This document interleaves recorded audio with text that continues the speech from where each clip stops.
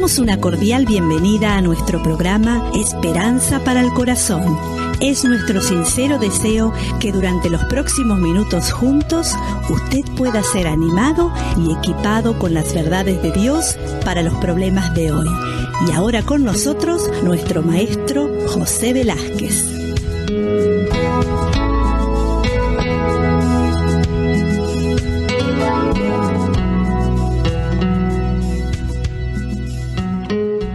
Hoy vamos a comenzar a hablar sobre el tema de la libertad financiera.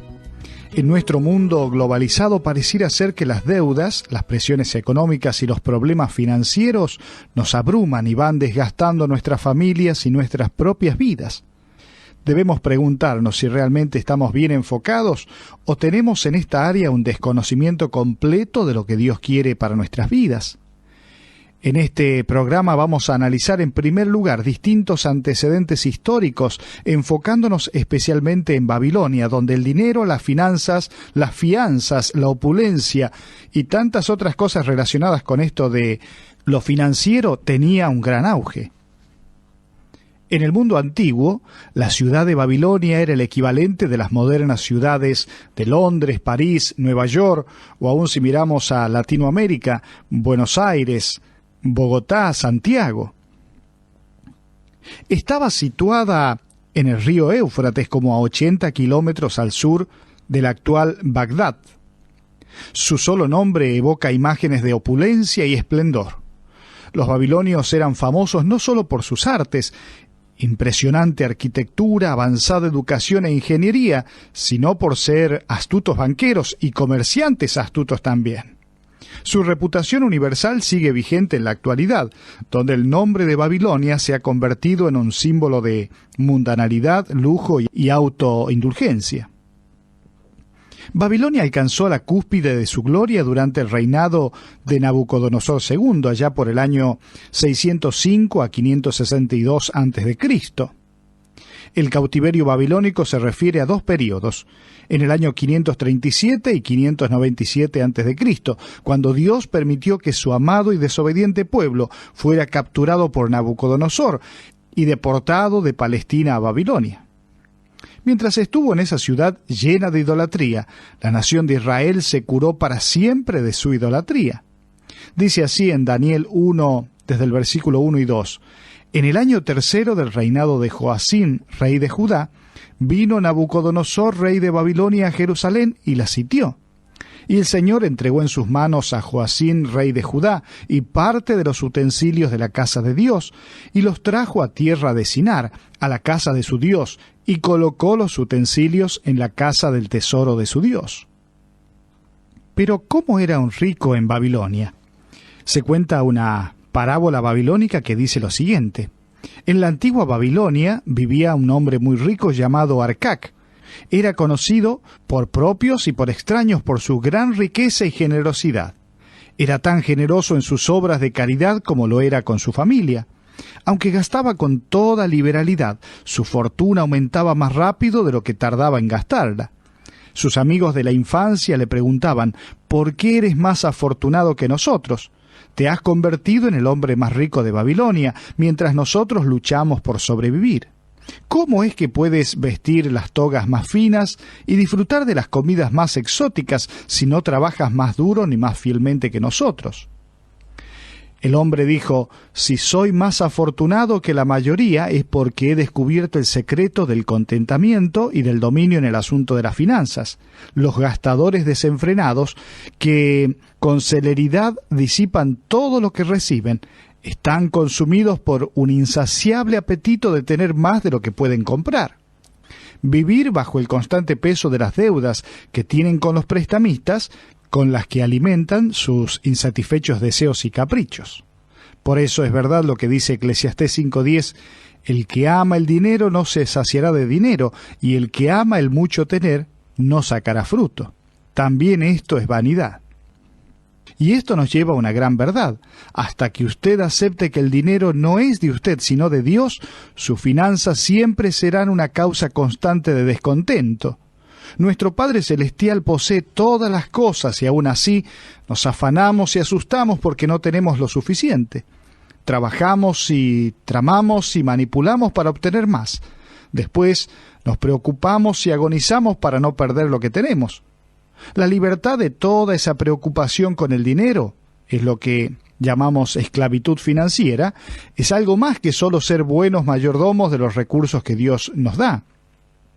Es algo más que aprender a manejar los presupuestos y los gastos, a ahorrar en forma regular, a invertir sabiamente y regresarle a Él una porción de todo lo que usted recibe.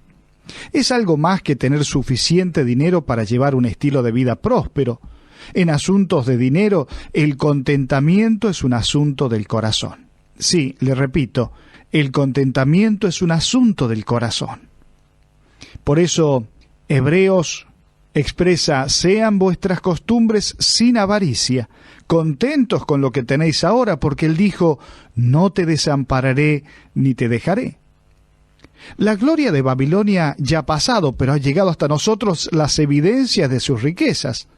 En ese entonces el papel no se conocía, pero sepultadas en las arenas de los tiempos existen cientos de miles de tablas de piedra que registran todo tipo de transacciones comerciales del estilo consumista. Esas tablillas de barro, como se conocen comúnmente, nos dejan ver que la babilónica era una sociedad dominada por las operaciones financieras. Se expedían títulos de propiedad y pagarés por la compra de escrituras, por pinturas, por tapices y por joyería artística de oro. Por eso es bueno recordar lo que dice Lucas 12:15, y les dijo: mirad y guardaos de toda avaricia, porque la vida del hombre no consiste en la abundancia de los bienes que posee. Teniendo en cuenta todo esto, podemos decir lo siguiente, que el propósito de aquellas personas que no conocen a Dios, el propósito del mundo en cuanto al dinero, es totalmente diferente al propósito que Dios tiene para que nosotros, como hijos suyos, podamos utilizar el dinero. ¿Cuál es el propósito del mundo? Por un lado es proveernos lo que queremos. En cambio, el propósito de Dios es proveer a nuestras necesidades. Por eso Mateo 6:31 dice: no os afanéis pues diciendo qué comeremos o qué beberemos o qué vestiremos, porque los gentiles buscan todas estas cosas, pero vuestro Padre Celestial sabe que tenéis necesidad de todas estas cosas. Y termina diciendo el versículo 33, mas buscad primeramente el reino de Dios y su justicia, y todas estas cosas os serán añadidas. Entonces el propósito del mundo en cuanto al dinero es proveernos lo que nosotros queremos. Sin embargo, el propósito de Dios es proveer a nuestras necesidades. Además, el mundo quiere utilizar el dinero para alcanzar nuestros propios deseos, pero el propósito de Dios es darnos lo que deseamos. Por eso el salmista dice en el Salmo 37, deleítate a sí mismo en Jehová y Él te concederá las peticiones de tu corazón. Además, el propósito del mundo en cuanto al dinero es aumentar nuestros bienes. En cambio, el propósito de Dios es aumentar nuestra confiabilidad. Él nos ha hecho mayordomos. Por eso Lucas 16:10 dice: el que es fiel en lo muy poco, también en lo más es fiel. Y en lo que en muy poco es injusto, también en lo más es injusto. Pues si en las riquezas injustas no fuiste fieles, ¿quién os confiará lo verdadero? Entonces, el propósito del mundo en cuanto al dinero es aumentar nuestros bienes, pero el propósito de Dios es aumentar nuestra confiabilidad como mayordomos de Dios. El mundo tiene como propósito obtener seguridad a través del dinero, pero Dios tiene como propósito que conozcamos la verdadera seguridad. Por eso Él dice en Mateo 6:19, no os hagáis tesoros en la tierra, donde la polilla y el orín corrompen, y donde ladrones minan y hurtan, sino, dice, haceos tesoros en el cielo. Entonces, estamos mirando y contrastando el propósito del mundo en cuanto al dinero y el propósito de Dios. El mundo, además, tiene como propósito, en relación con el dinero, que nosotros alcancemos la independencia, pero Dios tiene un propósito, y es que aprendamos a depender de Él. El salmista dice allí en el Salmo 62:7, en Dios está mi salvación y mi gloria, en Dios está mi roca fuerte y mi refugio. El propósito de Dios en cuanto al dinero es que aprendamos a depender de Él. En cambio, el mundo tiene como un propósito que el dinero nos permita ser independiente de todo y de todos, aun de Dios. El mundo tiene como propósito alcanzar el éxito. Sin embargo, el propósito de Dios en cuanto al dinero para nosotros es que seamos agradecidos. Por eso Hebreos 13:5 dice: sean vuestras costumbres sin avaricia, contentos con lo que tenéis ahora, porque Él dijo: no te desampararé ni te dejaré. ¡Qué hermosa promesa! No te dejaré ni te desampararé.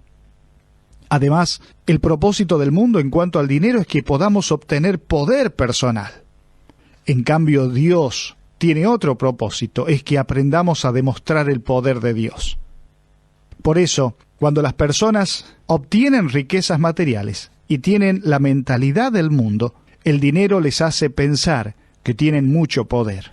Sin embargo, el propósito de Dios es totalmente diferente, ya que nos hace entender que Dios es el poderoso, que Él nos da todas las cosas y que nosotros tenemos que tener un corazón agradecido. Por eso, cuando pensamos en cómo Dios estableció de separar una parte para Dios, principalmente también tiene como objetivo darnos cuenta que todo le pertenece a Él y una forma de decirle: Señor, todo es tuyo y de lo que nos das te damos, traemos una parte para entregársela a Él. Ahora, en último lugar, el propósito del mundo en cuanto al dinero es edificar un reino personal, donde yo vivo y hago mi propia voluntad. Sin embargo, el propósito de Dios a través del dinero es que avancemos el reino de Dios. Por eso un ejemplo maravilloso es el de la iglesia de Macedonia, en el cual dice: doy testimonio de que con agrado han dado conforme a sus fuerzas y aún más allá de sus fuerzas. Y fíjese lo que dice acá: pidiéndonos con muchos ruegos que les concediésemos el privilegio de participar en este servicio para los santos, y no como lo esperábamos, sino que asimismo se dieron primeramente al Señor. Qué hermoso ejemplo, porque miraban el dinero, poco o mucho, lo que podían, pero desde la perspectiva de Dios, para que el reino de Dios avanzase, para que las personas conociesen a Cristo. Ahora me gustaría que podamos seguir pensando en esto de la libertad financiera, la esclavitud financiera, y me gustaría que a través de algunos ejemplos de Babilonia podamos entender algunas características de la esclavitud financiera. Hace mucho que desaparecieron los bellos jardines colgantes de Babilonia, pero aún conservan su lugar en la historia por haber sido una de las 7 maravillas del mundo antiguo. Los jardines se crearon en enormes terrazas de mampostería que iban desde 25 a 100 metros de altura. Estaban formados con hermosas flores tropicales y huertos de palmeras. Se regaban con agua que se bombeaba del río Éufrates. Esos jardines, junto con otras grandes edificaciones arquitectónicas de Babilonia, fueron construidos y eran mantenidos, y escuche bien, por trabajadores esclavos. Ese enorme ejército de trabajadores eran principalmente prisioneros de guerra, pero también incluían a muchos ciudadanos de Babilonia que habían sido vendidos como esclavos debido a sus fracasos económicos. Era una costumbre muy común que los hombres se ofrecieran a sí mismos, a sus esposas y a sus hijos, como garantía que pagarían los préstamos que recibían y sus otras obligaciones financieras. Si fallaban en sus pagos, eran vendidos como esclavos. Fíjese qué tremendo. Por eso, cuando hablamos de esclavitud financiera, estamos hablando de quedar entrampado en las redes de mis propios deseos. Además de esto, se cuenta otra parábola babilónica, hablando de la diosa de la buena suerte. Se dice que los hombres de la antigua Babilonia eran comerciantes astutos, así como sagaces pensadores. Una noche en que el sol apenas se había puesto como una enorme esfera brillando a través del polvo que se levantaba en el desierto, se inició una discusión acerca del tema de la suerte. ¿Sería posible que la diosa de la fortuna favoreciera a alguien que apostaba ante las mesas del gran salón de juegos? ¿O podría ella interesarse en la apuesta de algún hombre en las carreras de caballo, donde éstos perdían más de lo que ganaban? Quizás ella mirará con agrado y sonriera a los que se asociaban con los grandes ricos. La apariencia de la riqueza ciertamente parecía tener sus premios. Después de mucho discutir el asunto, les pareció que la mejor forma de ser bendecidos por la diosa de la buena suerte era seguir labrando la tierra con diligencia y comerciando con honestidad. Esto que le comento es otra parábola babilónica. La primera hablaba de los trabajadores esclavos, la segunda de la diosa de la buena suerte, dejando aclarado a través de esta parábola que muchas veces vamos detrás de un toque de suerte, de hacer un gran negocio para salir de nuestra situación, cuando la misma Biblia nos habla y dice que la mano de los diligentes señoreará, más la negligencia será tributaria. Pero en tercer lugar les quiero comentar de otra parábola babilónica, que habla de la diosa del materialismo. El deseo de ser ricos era tan fuerte en los hombres de hace 4000 años como lo es en la actualidad. En la antigua Babilonia, la diosa del materialismo lanzaba sus hechizos a todos aquellos que entraban en el gran templo del saber, donde se discutían los asuntos de interés popular. Muchos de los jóvenes que pisaban el umbral de la edad adulta adoraban a esa diosa, esperando poder atraer su atención y ser favorecidos con sus encantadores dones. Aún los hombres mayores se reunían codiciando sus deseables regalos, pero pocos admitían que ella era el verdadero objeto de sus deseos.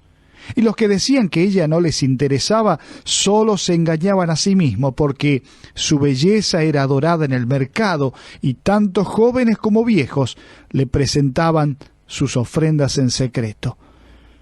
Quizás usted me dice, esto de las parábolas babilónicas son simplemente historias, pero creo que ilustran con mucha claridad algunas características de la esclavitud financiera. En primer lugar, nos transformamos en trabajadores esclavos. En segundo lugar, queremos que un toque de buena suerte cambie nuestra situación, pero no estamos dispuestos a ser diligentes en hacer cada día lo que tenemos que hacer. Pero en tercer lugar, también queremos un toque de la diosa del materialismo, pensando que de esta manera nuestra situación económica va a cambiar. Pero quiero que nos detengamos por un minuto en esto del materialismo, la adoración de las riquezas. Al igual que la ciudad de Babilonia, casi se ha extinguido la palabra griega mamón, que Jesucristo mencionó en Mateo 6:24, para referirse al dios del lucro, y que se traduce como riquezas. Pero algunos diccionarios todavía la definen como bienes o posesiones materiales, en especial cuando son para mal. Por alguna razón, la palabra materialismo no suena como algo malo. Se entiende como una preferencia o filosofía moderna, ya sea que se le llame adoración a Mamón o materialismo. De todos modos, es la preocupación o pasión por obtener dinero, y no tiene nada que ver con cuán poco o mucho poseamos, tiene que ver con el corazón. Tanto los pobres como los ricos pueden ser materialistas, pero el corazón solo debe adorar a Dios. Por eso el Señor dice en Mateo 6:24, ninguno puede servir a dos señores, porque aborrecerá al uno y amará al otro, o estimará el uno y menospreciará al otro. No podéis servir a Dios y a las riquezas.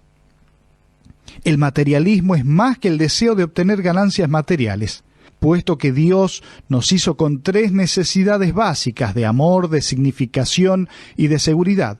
Cuando queremos llenar esas necesidades con cualquier cosa sin confiar en Dios, esos medios toman el lugar del Señor en nuestras vidas, lo cual es idolatría.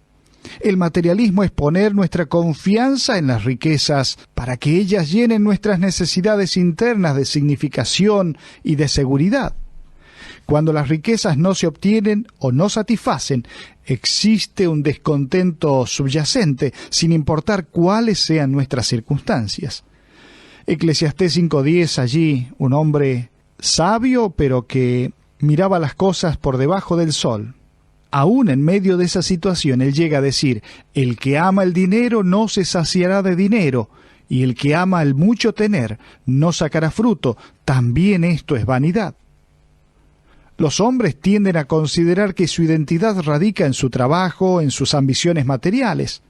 Con frecuencia esto los lleva a la falsa creencia de que el éxito financiero y la acumulación de riquezas van a llenar su necesidad de significación, que es el sentido de importancia ante la familia y una buena posición ante sus semejantes.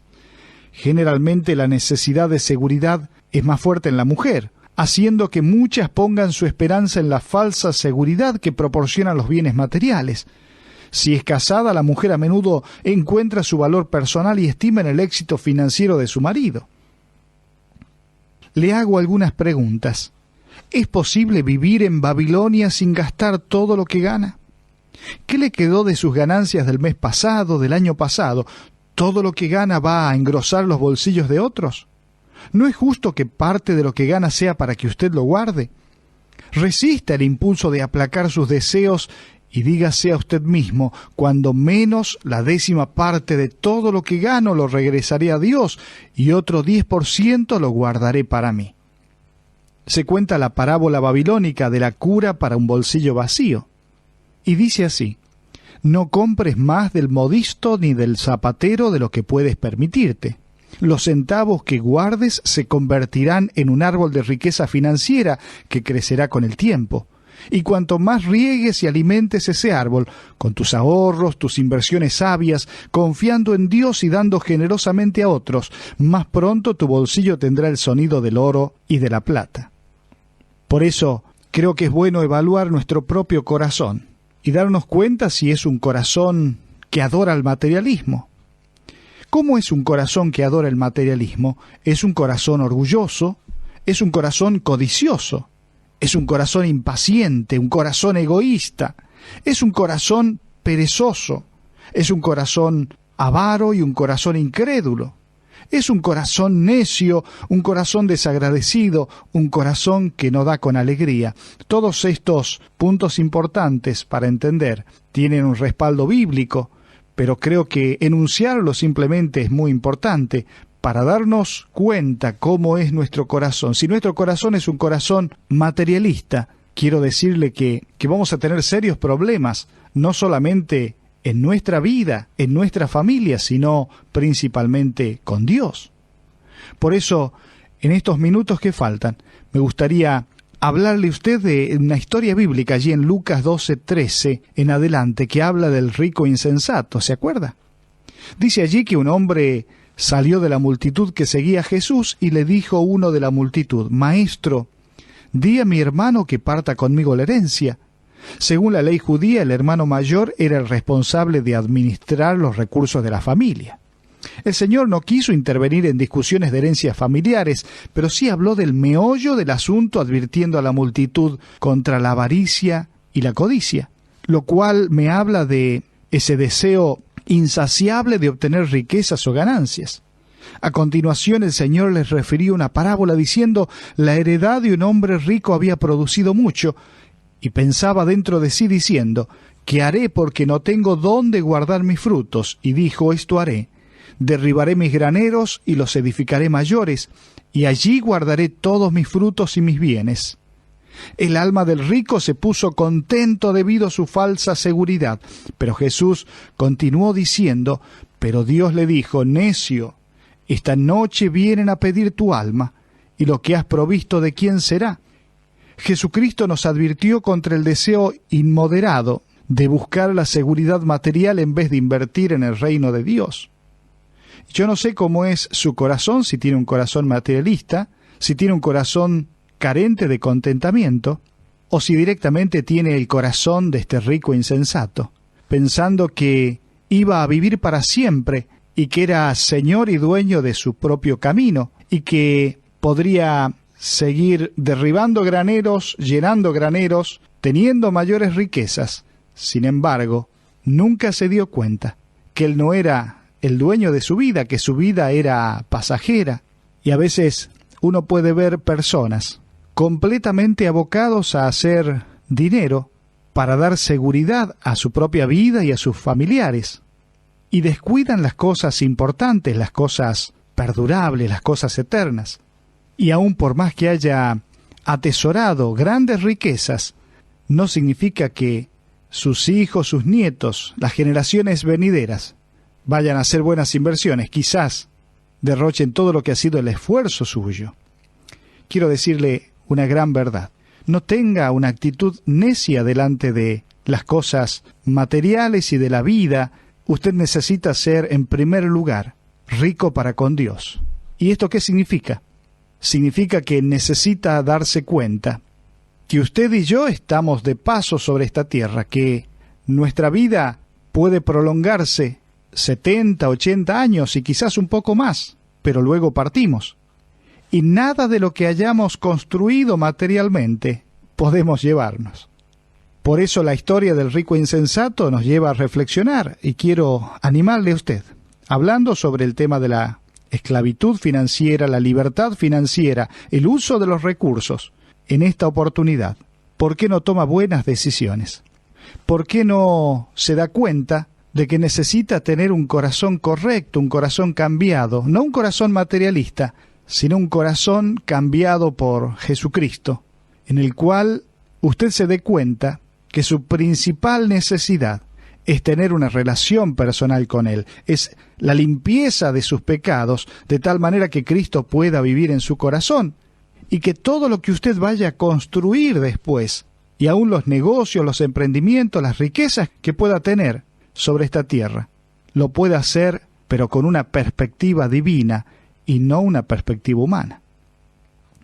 ¿Por qué no invita ahora mismo a Cristo y le dice: Jesucristo, más allá de lo que pueda hacer, de lo que pueda tener, llego ante ti dándome cuenta que nada soy, nada tengo una vida destruida, no sé cómo armar el rompecabezas de mi vida, pero quiero que Cristo haga de mí una nueva persona, de tal manera que todos los proyectos y todo lo que deseo hacer sea a partir de tener una relación personal con Cristo. Que Dios le bendiga.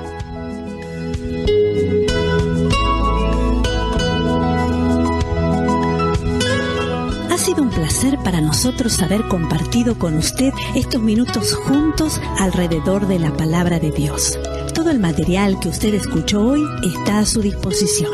Para más información, le invitamos a que visite la siguiente dirección: www.esperanzaparalcorazon.org. Esta es una producción de BBN.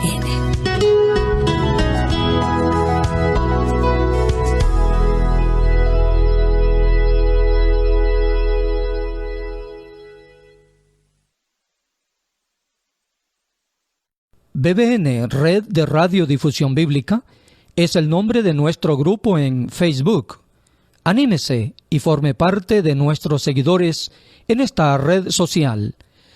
Para esto ingrese a nuestro sitio oficial en internet www.bbnradio.org. Allí aparece la herramienta BBN en Facebook para convertirse en un seguidor de este ministerio. Gracias.